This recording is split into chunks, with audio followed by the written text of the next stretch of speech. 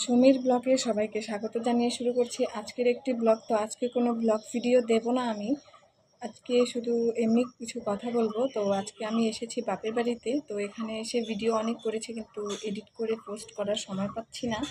তো তার জন্য আজকে এই ভিডিওটা আমি এমনি শ্যুট করেছি, কারণ কোনো ভিডিও না দিলে আমার ভালো লাগে না। তো ভাবলাম চলুন আপনাদের সাথে আজকে কিছু গল্প করা যাক, কারণ বাড়িতে অনেক লোকজন, তো সবার সাথে একটু গল্প টল্প করছি।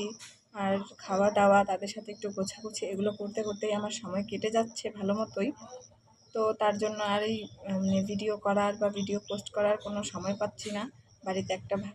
চলুন আপনাদের সাথে এখন আমার বাপের বাড়িটা একটু শেয়ার করি বা দেখাই।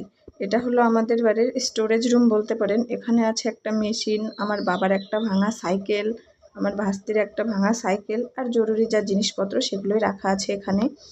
আর এটা হলো আমাদের রান্নাঘর।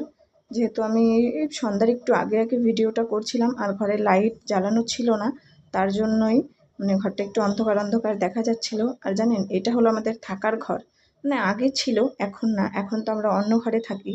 আর এই দেখুন ঘরটার অবস্থা, এই বৃষ্টিতে ঝড়ে এখানে নাকি একটা বাজ পড়েছিল, তার জন্য এই টিনগুলো ভেঙে একাই পড়ে গেছে। আর যে কাঠ ছিল উপরে, ওই কাঠগুলো না জলে পচে গেছে। অনেক দিন আগেকার ঘর তো এটা আমাদের। এটা হলো আমার বিয়ের আগেকার ঘর ছিল, সেখানে আমরা থাকতাম আগে। তো নতুন করে ঘর করার পরে এই ঘরটার আর যত্ন ছিল না, এমনি ঘরটা পড়া ছিল। যখন আমার মেয়ে, আমার ভাস্তি, আমরা যখন আসতাম তখন আমার মেয়ে আর আমার ভাস্তি এই ঘরটার ভেতরেই খেলাধুলো করতো, কিন্তু এখন আর সেটা খেলার যোগ্য নেই। কারণ দেখেন ঘরের ভিতরে কত আবর্জনায় ভর্তি, এখানে এগুলো সব রাখা ছিল। আর এই সামনেটা একটা বেড়া দেওয়া ছিল। ওই পাশের যে রুমটা দেখতে পাচ্ছেন, ওই রুমটাতে আমার মা বাবা থাকতো, আর এই পাশের রুমটাতে আমি আর আমার বোন থাকতাম।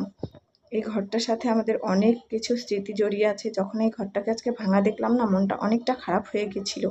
কিন্তু কি করব, কিছু করার নেই, ভেঙে গেছে, সেটাকে তো আর এখন আমি ঠিক করতে পারবো না। তো মন খারাপ হলেও কিচ্ছু করার নেই। তো চলে এসেছিলাম বাইরে। দেখুন বাইরে থেকে ঘরটাকে বোঝাই যাচ্ছে না যে ভিতরের এরকম অবস্থা হয়েছে ঘরটার, কিন্তু দেখুন বাইরেটা কি সুন্দর লাগছে। আর এই যে বর্তমান আমরা এখন এই ঘরেই থাকি।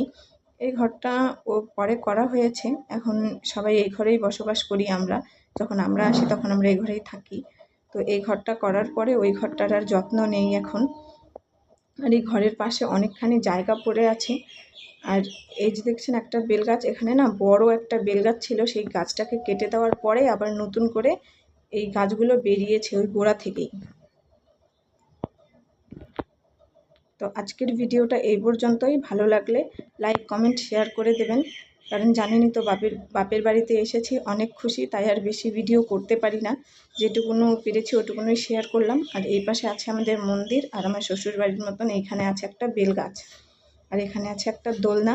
তো সবাই ভালো থাকবেন, সুস্থ থাকবেন, সাবধানে থাকবেন। দেখা হবে পরের একটা ব্লগে।